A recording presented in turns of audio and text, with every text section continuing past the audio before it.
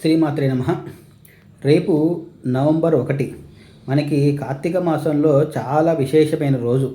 అది ఏకాదశి. దీన్ని మనం ప్రబోధన ఏకాదశి అంటాం. అంటే చాతుర్మాస వ్రతం ఎవరైతే ఆచరించే వాళ్ళు ఉంటారో అది రేపటితో ఆఖరి రోజు.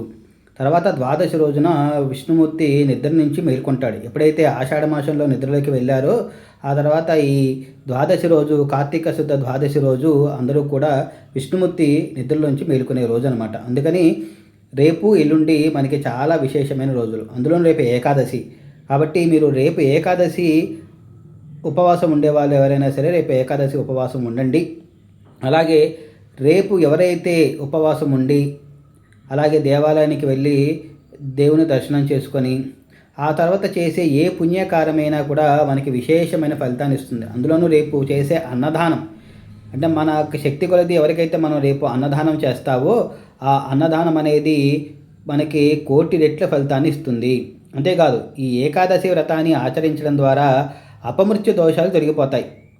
అలాగే 1000 అశ్వమేధ యాగాలు, 100 రాజసూయ యాగాలు చేసిన ఫలితం ఇస్తుంది. అందుకని మనం అందరం కూడా రేపు తప్పనిసరిగా ఈ ఏకాదశి ఉపవాసాన్ని కానీ లేదా ఈ ఏకాదశి రోజును కానీ చాలా భక్తి శ్రద్ధలతో జరుపుకొని ఆ విష్ణువు యొక్క కృపకు పాత్రలు అవ్వాలని అందరినీ కోరుకుంటున్నాను. శ్రీమాత్రే నమః.